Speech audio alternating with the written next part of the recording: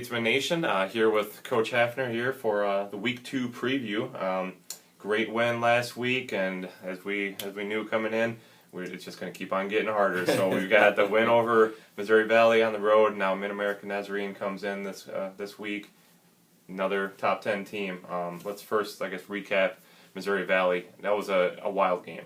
Well, it was, and there were a lot of wild things about that game. Yeah. You know, we jumped out early, had a chance even with the ball to put them away, and we turned it over, and really from there they gained the momentum back and scored.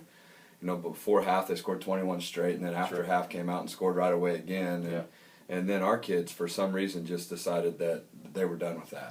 And really came together, really started fighting, really started concentrating on what was going on. We turned them over. And then that was kind of the turning point in the game. We scored, got back within one touchdown, and at that point our kids really felt like we were going to win the game. Yeah, definitely. And you throw in a weather aspect of all of that, but I guess just get back to how the game did change.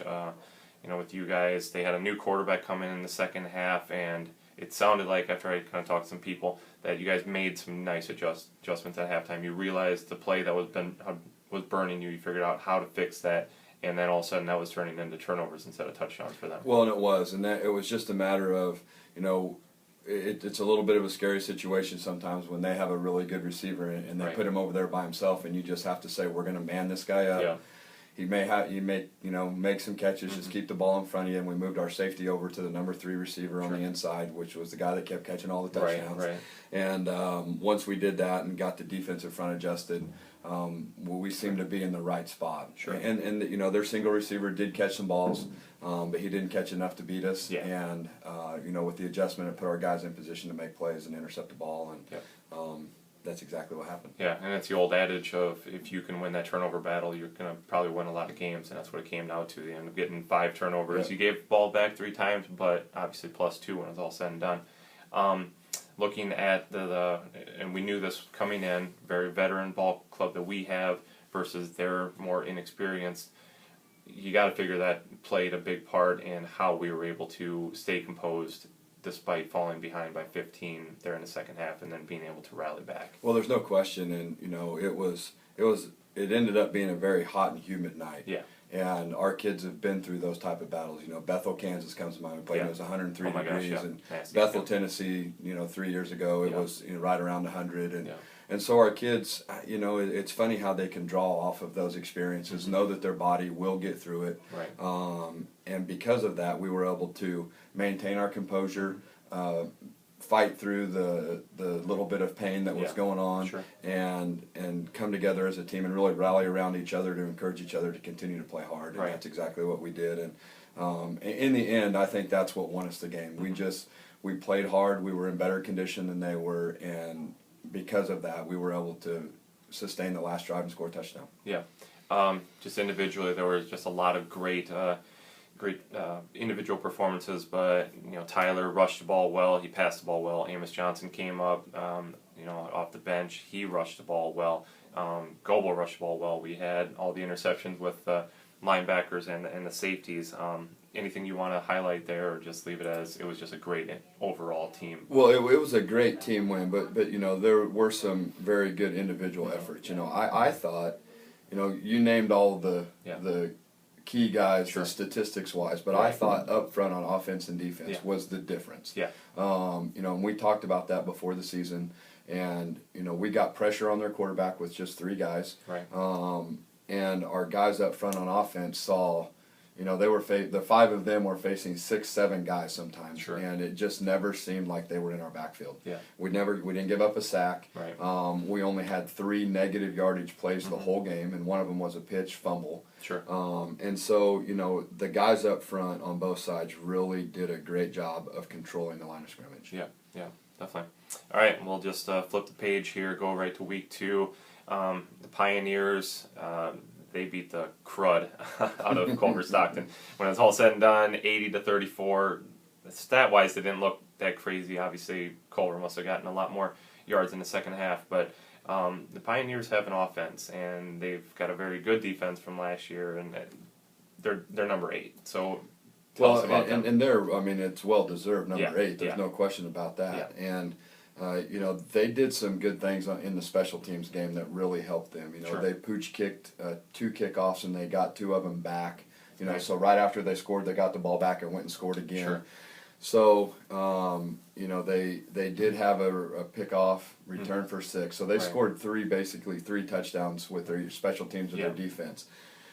So that still puts them at 60-some points off. Yeah, sure. Yeah, right. Yeah, they still did a lot otherwise, right? And yeah. so no, they're a very talented team. They line up in a bunch of different formations from 3 tight ends to 5 receivers. They defensively, they're very sound in what they do. They're good up front. They're big up front. Yeah. And they're very active. Sure. And so, you know, those things combined defensively with what they do on offense caused us some stressful moments in the film room this week. Right, you know, trying right. to figure out how we were going to attack on both sides of the ball. Sure. I think between Coach Stutzrim and Coach Norberg, we have a great plan. We both had offensively and defensively had really good practices yesterday at the stadium, and you know, hopefully we can carry that momentum from practice into Saturday and Sure. And play well and shut them down a little bit and score enough points to win the game. Right. Obviously, that's the key to the game. Score more than they do, right? That's right. Anything that was learned from last week that you guys are like, okay, we can do that a lot better, and we have been doing a lot better this week, and you expect that to, you know, hopefully transfer into this week. Well, I think our return game in the special teams area wasn't very good. Right. Our kickoff return game wasn't very good. Mm-hmm. You know, even though Jatavius had the long run, we didn't do a lot of good things Sure. blocking wise. Right. Jatavius made a great play, don't get me wrong, Mm-hmm. but so we made some changes in our scheme. We made some changes in some personnel on the kickoff return team and the punt return game to Sure. try and, you know, get some hidden yards that way. Yeah, you know, definitely. let's gain some more yards in the return game and try and Right. help us offensively. Sure. You know, we have to eliminate the turnovers. We had 2 turnovers inside the red zone, Yeah. or just outside the red zone, I guess. But you know, defensively, if we keep getting the ball back to our offense, eventually we're going to figure some stuff out and Yeah. be able to score. So, you know, you know, there's always things to fix, especially after the first game. Mm-hmm. You know, the thing that I did like is we didn't have very many penalties. We only had 5 penalties Right. for 35 yards. Yeah. We sacked the quarterback, or we put pressure on the quarterback multiple times, and we turned them over. And so I really feel that, you know, if we can continue to do those things, shore up some things in the return game, and continue to play well up front, I think we'll give ourselves a chance. Sure, definitely. You know, it's a first home game of the year, which is always exciting. The press box is done, so everybody's going to be oohing and ahhing about that. Talk about just being back at home for the first time this year, and it's a night game, so that's going to be, you know, exciting as well. And hopefully all the Iowa State people will be back, and they'll Right. be filling up the stands. Right. Let's talk about that side of it and trying to put on a good show for the home crowd for the Well, first week. No question about it. And you know, it's going to be vitally important for us that our fans are out in droves. Yeah. You know, I thought last week down in Marshall, we had almost as big a crowd as they did. It sounded and really was loud from what else. fantastic. Yeah. I mean, you know, and so I really hope that our fans continue to come out and support us. You know, the fans from Oskaloosa that couldn't make the trip last week, Right. we'd really like for them to come out and see the kind of product we're able to put on the field right now. Sure. I've already heard from people that were at the game last week saying, we'll be there next week, it's going to be great. And our kids are excited about Yeah. that. You know, they're excited, that, number 1, to be home, number 2, to play under the lights, and, Yeah. and number 3, the prospect of a very big crowd really Yeah. is exciting for them. Sure, definitely.